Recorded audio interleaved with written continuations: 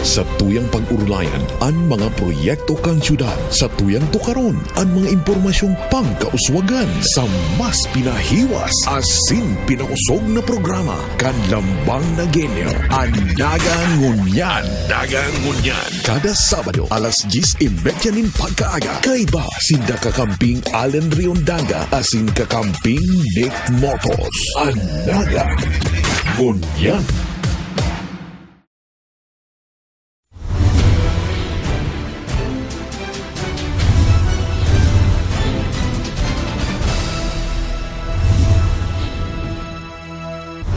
SP website, tigbungsod, komento asin suisyon kan nagenyo, ako. Pasado na sa sangguniang panglungsod kang Naga ang pagbungsod kan SP website. Iniimanan ni pinagpahag ni Vice Mayor Nelson Ligacion. Ang spnagacity.gov ang madali man tandaan asin pwedeng mabuksan tulos-tulos. Ipinagpahag ni Vice Mayor Ligacion na nakapalaman man sa website ang publikasyon kan mga ordenansa, resolution, public hearing asin iba pa. Ang si isay man na nagyanyo na gustong mag-react asin magtaonin komento. Ang pinagtutugutan man asin kung gusto man magtaonin suggestion kan SP. Pwede man mag-share kan ano man na pinag-post sa paagi kan sa indang Facebook timeline. Yaon po dyan, dapat nakapost siya at least 3 days before the scheduled committee hearing. But even before that, igwa po kayang aprobadong schedule kan committee hearings kan gabus na committees. So that anyone, even before, even ngaya 2 weeks before or a week before, pwede nang i-check kan si isay man na nag-research maut makaaram si possibility of holding a committee hearing or public consultation on a given date. Para sa Nagangunyan News, Myra Revilla. Pensyon para sa mga senior citizen, itinauna. Itinauna ang pensyon kan mga senior citizen sa siyudad ni Naga sa ginibong tiripon kan aldaw ni Miyerkules. Iniyan pinagpahag ni CSWD Officer Annabel Vargas sa pagkikipag-ulay kan ang Nagangunyan News ki Vargas. Ipinagpahag kay ini na aaboton sa 71 na mga senior citizen ang nakaayon sa Social Pension Program kan DSWD. Ali po ini sa 27 barangays. Sa ngunyan po, igwa po kita ng 71 na mga indigent senior citizen na nakabali po duman sa Social Pension Program kang DSWD. So ano po ining Social Pension Program? Iyo po ini itong pension kang national government na tigpa 500 pesos sa mga rehistradong indigent senior citizen. Sinabi pa ni Vargas na apwera kan pensyon igwa pang ibang ayuda na ipinagtatao ang gobyerno. Siring man ang tabang na ipinagtatagama kan siyudad ni Naga. Ang LGU Naga sa pagi po kang CSWD, permi man po nakaalalay sa mga senior citizen, lalong-lalo na po sa pagi po kang pag-provide po kang mga medical assistance. Kasi po ang pension po, kasi kan senior citizen, da po sa biuntang monthly, dahil man sila nang kakaigwaning garo regular na pagkatapos ngayong third quarter, yaon tulos. So, ang lokal na gobyerno po, dahil man po napapabaya sa mga pagtabang sa mga senior citizen ta. Mientras tanto, nagpasalamat man ang mga senior citizen sa ayuda kan gobyerno asin man kan siyudad ni Naga. Para sa Nagangunyan News, Myra Revilla. Lakbay aral kan mga taga-syudad din maasin sa syudad ning Naga, nagin matrayumpo. 25 delegados kan lokal na gobyerno nin maasin sa Southern Leyte ang nagpasiring sa syudad ni Naga para sa indang lakbay aral kan nakaaging Miyerkules. Sinda nagbisita sa mismong opisina ni Alcalde Bongat kung saan nagkaigwanin halipot na interaksyon manunungod sa pagpapadalagan kan syudad na bistong maray bilang Center of Good Governance. Nandito kami sa Naga kasi part sa activity sa city na may technical exchange visit sa mga lugar. Pero pinipili yung lugar na may best practices. At Naga ay isa sa mga syudad ng Impero Pilipinas na nandoon nag-excel sa good governance. Tapos maraming mga best practices na na-learn namin doon sa research namin. At isa yung akala ko ika-9th lang kayo, pero ngayon pala ika-3rd na competitive city sa entire Philippines. Kaya ganun, yun ang rason na bakit Naga. Hopefully, yung mga best practices na sinasabi ni Mayor at saka nabasa namin, ma-replicate namin sa lugar namin. Nagkaigwaman in diskusyon kung saan nagtaram ang manlain-lain empleyados kan lokal na gobyerno para matawan giya ang mga bisita sa nangyayari sa syudad ni Naga.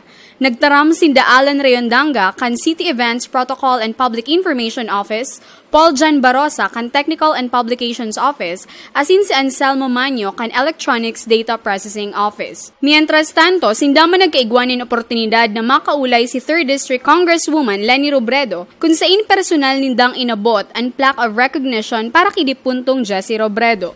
Pagkahapon, nagkaigwaman in tour ang grupo sa syudad ni Naga. Para sa Nagangunya News, John Breeze. Mga kagrugaring kan mga resto bar sa Naga, nag-atindir sa public hearing. Posibleng mga bagong regulasyon, tinukar. Ang mga may sadiri ng resto bar sa siyudad ni Naga ang nag-atindir sa sarong public hearing na ipinagpaapod man kan Committee on Investment, Trade and Industry. Obheto man kay iniiyuman ang pag-inmyenda sa eksistirong ordinansa sa operasyon kan sinambit na mga negosyo. Public hearing na ini, manuod ini duman sa mga requirements para sa mayor's permit baga kan mga business establishments na igwang mga lalo na ini mga restaurants and bars na igwang rebook music asin iba pa, tapos offering alcoholic beverages. Tayo kaya kita mga existing ordinances na bawal sinda within 100 meters or 50 meters from government office, education institution, etc. Kaso lang, hindi kayo sa Naga. Di ba, pagluwas mo UNC, commercial area. Siringman, nagko-commercialize naman ang Peña Francia Avenue. So, pighihiling hindi kung paano makastrike ng good balance between the right to do business and the right of the people, the general public. So, ngunyan, pighihiling kung medyo magkaigwa ng amendments sa existing ordinances para maprotehiran ang gabos na sektor sa tuyang komunidad. So, data lang pigihiling itong iba, kundi pati man itong derechos kan mga business. Ano ba ngayon?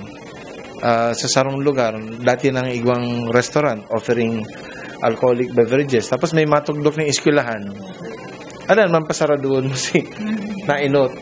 Bong iyo.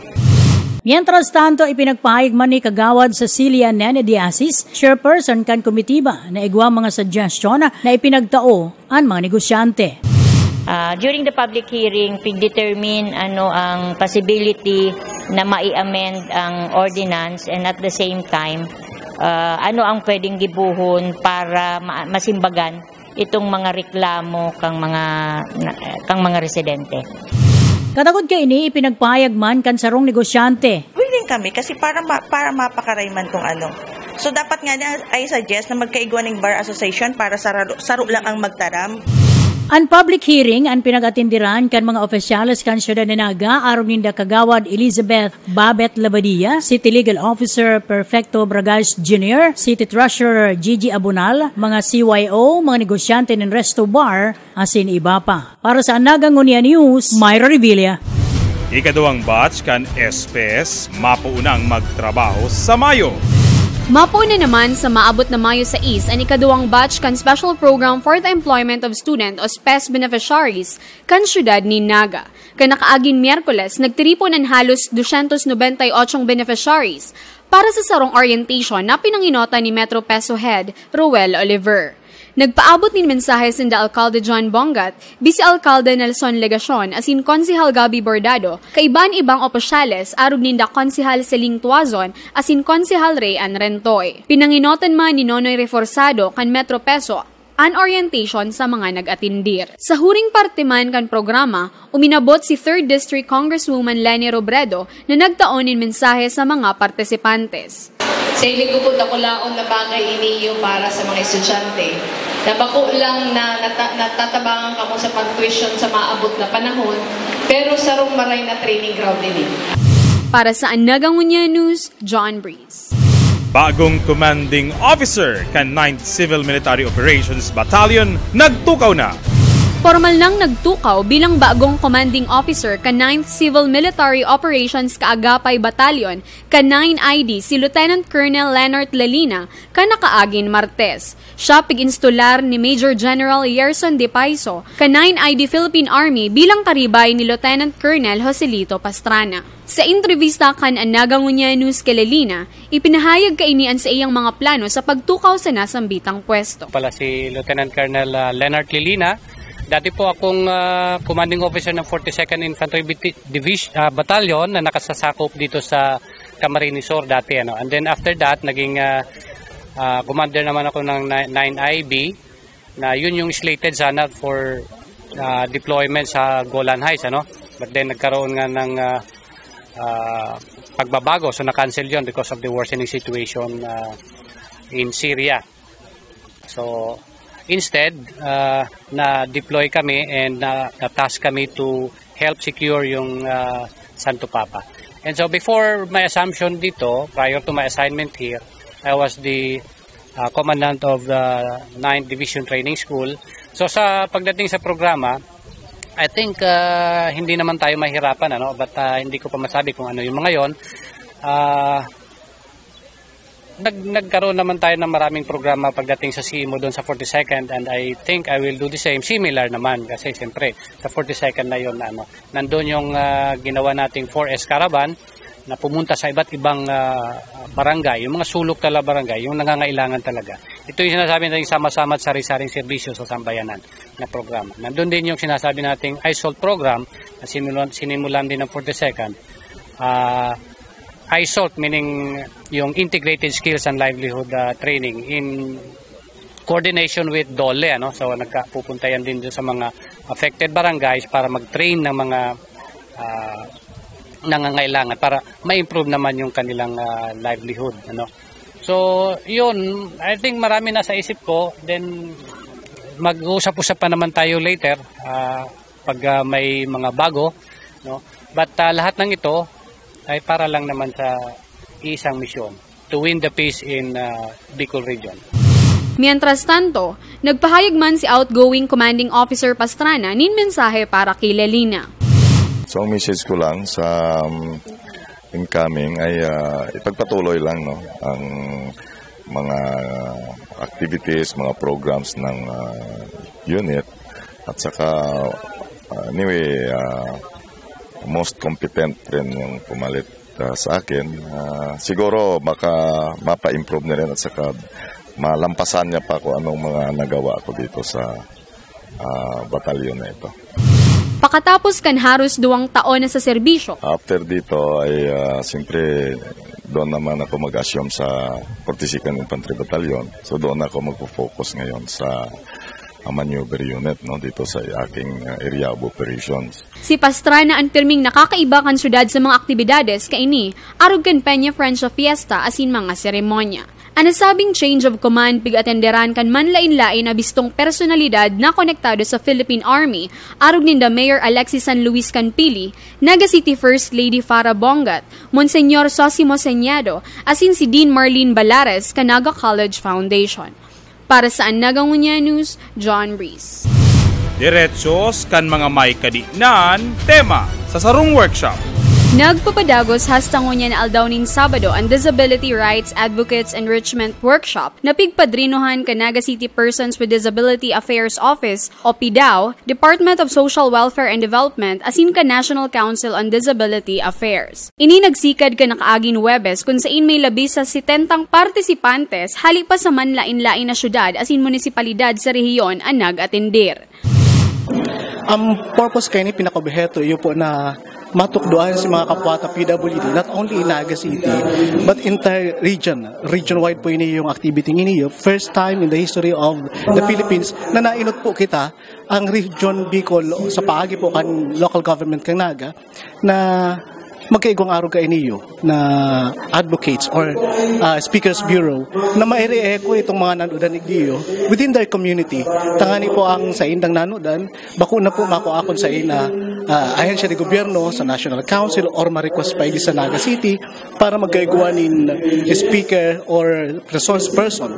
Kundi sinda mismo sinanudan ninda igdiyo kung paano makapag-deal, kung paano may ma-market itong rights kang PWD, sinda mismo matarampan sa indang derechos and pribileyo. Tangani pong mapukawan mismo itong community na sa indang kinabibilangan. As in, saro po dyan sa dapat maintindihan ta na itong mga diretso, pribileyo, as in dapat ang i-assert kan sektor, yun po ito dapat mangyari ngunyan. Ang expectation ta po, matukdoan sinda kung ano po ang dapat para sa inda.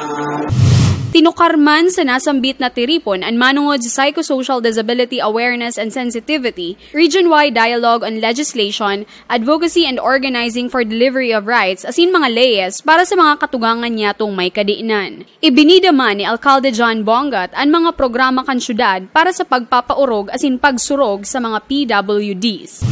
Pero ito pong community-based rehabilitation specialist, siya po yung naatasan base po sa executive order natin para po magkaroon ng inventory, listahan ng lahat ng sektor ng PWD, and that will need special attention from a specialist na tinatawag natin community-based rehabilitation specialist.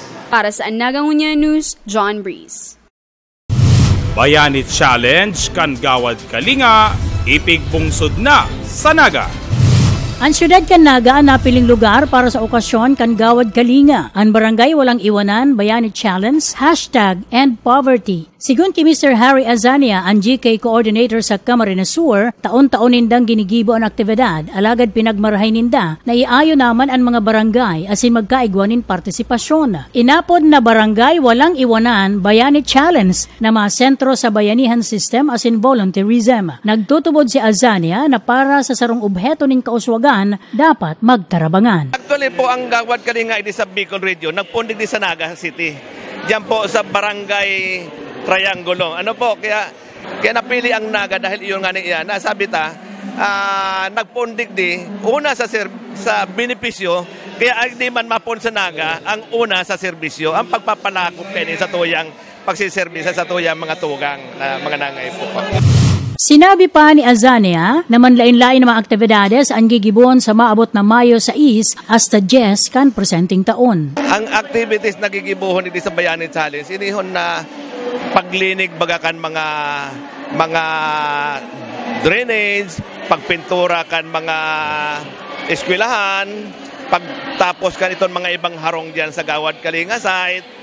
Ito na pagkunya ka mga aki, pagpapamay mga feeding man kami digulpi sa mga paraiso pambata, yung mga gabos, mga manununggo sa mga aki man na mga pagtataon ng maray na katukdoan. Mientras tanto, ikinaugmaman ni Mayor John Bongat sa siyudad ni Naga nagpuon ang Gawad Kalinga. Maswerte kita at ngunyan pig-relaunch ang Bayani Challenge hindi sa siyudad ni Naga ginigibo. Sa iling ko kaya gulpingan ng mga GK sites hindi sa Naga asin sa probinsya ng Camarines Sur, kaya dako lang pagpapasalamat kay Mr. Harry Azania asin sa GK at sa pagininda dadaraw ninda digdi ang Bayani Challenge digdi sa tuyang siyudad asin sa probinsya kan Camarines Sur ay ning pigapod na barangay walang iwanan. Katakot kaini ipinagpahayag man sa Naga Ngunya News ni Miss Baylinda Eman Marohom, ang GK Coordinator sa Southern Luzon, na gusto nindang ihera sa bayanihan spirit sa gabos, lalo naman sa mga barangay. Gusto naming ibahagi o gusto natin ibahagi sa lahat yung spirito ng pagkakaisa, bayanihan spirit. So sa pamamagitan po nito, sa barangay walang iwanan, kumbaga malalaman natin o direkta na tayo doon sa mga barangay-barangay, malalaman natin kung anong mga pangangailangan nila at pwede pong mailink ni Gawad Kalinga sa buong mga partners ng GK.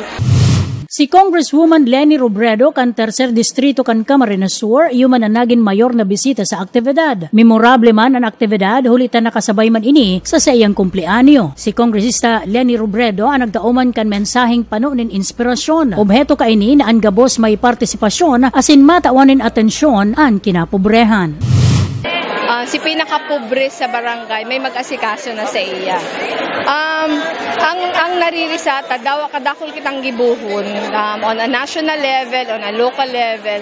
Pag data yun binaba sa barangay, data na sasagum. Kaya si pagbaba ka ni sa barangay, all over the Philippines, hindi ba kumalang dito sa tuya. Si pagbaba sa iya sa barangay, garo siya si strategiya para sa pinakasaradit na abot. Kesa hiling ko tama na ginibo iniyo kang gawad kalinga na siguraduhon niya nagabus kabali. Apuera kay Kongresista Leni Robredo, Mayor Jan Bongat, yaon man si Vice Mayor Nelson Vigacion, asin man ang Sangguniang Bayan members, mga organisasyon kan syudad, Sanggawadan, Huin, asin iba pa. Totoo man ang gad na sa pagkakasararo may kusog. Para sa Anagangunia News, Myra Revilla. Inatos na mga jóvenes nagpartisipar sa Regional Youth Camp kan mga 4-H Club. Ginibo sa Ciudad de Naga ang 2nd Bicol 4-H Club Youth Camp. Ini pinuunan ng sarong programa na kunhain, naging bisita sinda Kongresista Leni Robredo kan Tercer Distrito kan Camarines Sur, Mayor Jan Bongat, asin mga konsehal kang Naga, Dr. Efren Sabularse, Center Director for Agriculture Training Institute, Regional Training Center Region 5, Miss Maria Techi Lizaso, Rural Base Organization, Focal Person kan ATI, RTC5, asin iba pa. Sinabi ni Mayor Jan Bongat sa Anagangunia News na igwan siyang pinagpirmahan na executive order para sa homeyard gardening na kunhain ang mga residentes ang pwedeng magtanom sa saindang lagwerta. Igwa kita executive order na pigtutulod ang homeyard gardening na kung saan mapatraining kita sa mga jóvenes na pig-recruit na sa 27 barangays na igwang special interest in agriculture na panginutan ang advocacy, ang education campaign sa mga zona sa barangay. Lalo na itong willing na to voluntarily submit themselves to this kind of program and project, of course with the support of the City Agriculture Office and the City Government of Naga. Katakod kaini, ipinagpahayag man ni Joey Villaflores, ang Regional Federation President, kan organisasyon na ang sa indang mga miyembro ang nag-eedad po on 10 sa 30 anyos, mayong agom asin handa sa anuman na training. Ang purpose nito, yung once a year, bale sa province namin, nagkaroon na din kami ng mga youth camp. Tapos, mayroon din kaming mga contest na isasagawa namin mamayang gabi hanggang bukas. Ito yung contest na about agriculture, yung sa handicrafts made from coconut, then herbal processing, yung mga bagong herbal na maproproduce ng mga kabataan, yung bago lang na wala pa sa market. Then, meron din kaming, para yung ma-develop namin yung mga talent at kakayahan ng mga bata when it terms in agriculture. Tapos, dito din kaya din kami nagsasama-sama, region-wide, para, kasi pag federation, halos 6 na province lang ang buong Bicol. Halos kami lang 6 lagi yung nagkikita-kita. So, ito din ay nakaprograma para magtipon-tipon yung lahat ng miyembro ng 4H sa buong Bicol para sa ganon, kahit hindi man lahat ng taga-probinsya nila ay makasama dito, kung hindi, maipamahagi nila yung kanilang mga matututunan. Kasi mamaya may discussion pa rin kami after nito. Didiretso kami ng Spring Valley, doon magkakaroon kami ng discussion. Mientras tanto, sa pahayag man ni Kongresista Leni Robredo, ipinagpayag kaini na ang agrikultura ang daay natatawanan atensyon kaya dapat tawanan nin importansya. Ang pinaka-bastante tang resource taga na pwede siya sa agriculture, pero it seems na dito na ma-maximize. Igwang government support projects, pero dawa iyan sa hiling ko day sufficiente sa kaday din na ma-maximize. Akadakol binababa ang gobyerno na dakol rason kung taano day siya na-absorb. Igwa kitang mga parauman na day open sa mga makabago. Sa hiling ko mas ang mga jóvenes mas bukas Mas bukas sa bagong teknolohiya, mas bukas sa tinutukdo pa. Kasi hiling ko best na nagdesisyon ng ATI na ang tutukan talaga si mga joven. Mientras tanto, may mensahe man as in birthday wish ang Congresswoman.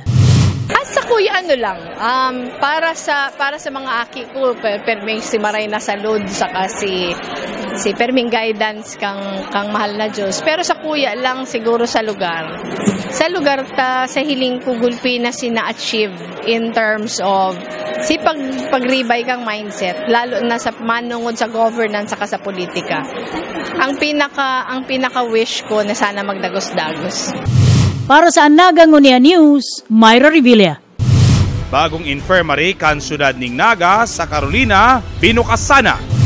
Formal nang pigbindasyonan ang Our Lady of Lourdes Infirmary sa Barangay Carolina kan suudma kung sa nagkaigwaman in ribbon cutting ceremony pakatapos kan misa. Sa entrevista kay Dr. Butch Borja kan City Health Office, ini masasabing dakulang katabangan sa 5 barangay kan Uptown Naga na Ayuan Carolina, Pacol, Cararayan, San Isidro asin Panikwason.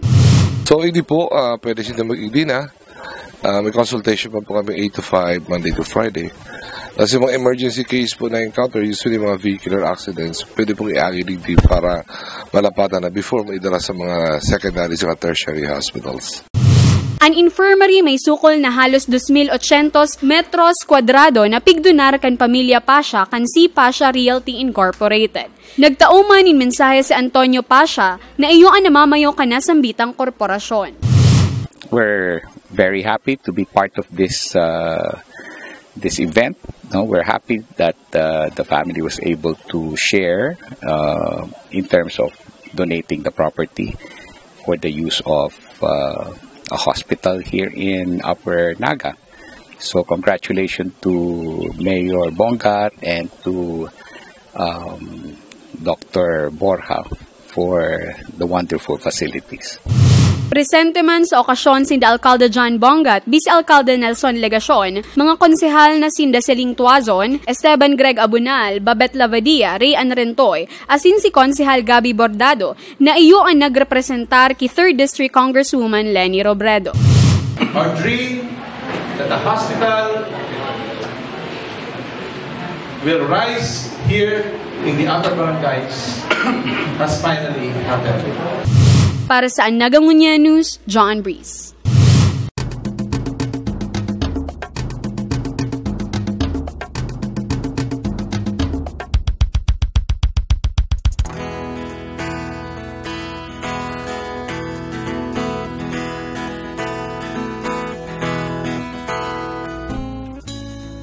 Sa paglipas ng panahon, unti-unting naiipon, nakaraan at alaala na kay ganda.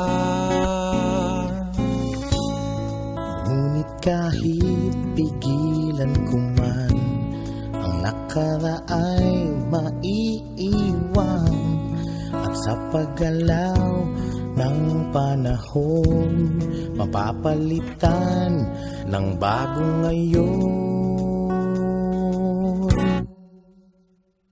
Tingnan mo ang Naga, ang laki ng pagbabago. Ating galaw, sumasabay sa ikot ng mundo. Dahil sa pagkakaisa, lahat ay sama-sama. Pinaghirapang pangarap, ngayon ay narito na. Ngunit sa puso ko mayroon di magbabago.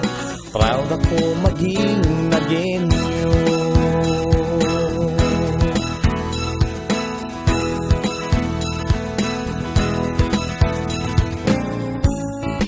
Pagsisikap ang naging daan upang pangarap ay masimulan. At ngayon nga lang aking tingnan, ibang-iba na ang aking bayan. Yeah! Tingnan mo ang Naga, ang laki ng pagbabago. Ating galaw, sumasabay sa ikot ng mundo. Dahil sa pagkakaisa, lahat ay sama-sama. Pinaghirapang pangarap ngayon ay narito na. Ngunit sa puso ko mayroon di magbabago. Proud ako maging Nagueño.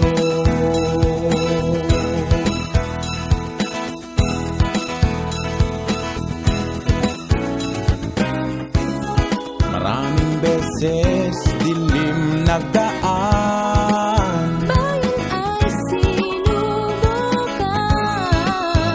Dahil sa paninindigan natin, wala tayong hindi kayang gawin. Tingnan mo ang Naga, ang laki ng pagbabago. Ating galaw sumasabay sa ikot ng mundo. Dahil sa pagkakaisa, lahat ay sama-sama. Pinaghirapang pangarap ngayon ay narito na. Ngunit sa puso ko mayroon di magbabago. Pakikipagkapwa-tao, dedikasyon sa bayan ko, proud akong maging Nagueño. Pinanakos na ang pag-usal sa aming bayan ng pagtungkulan. Proud ako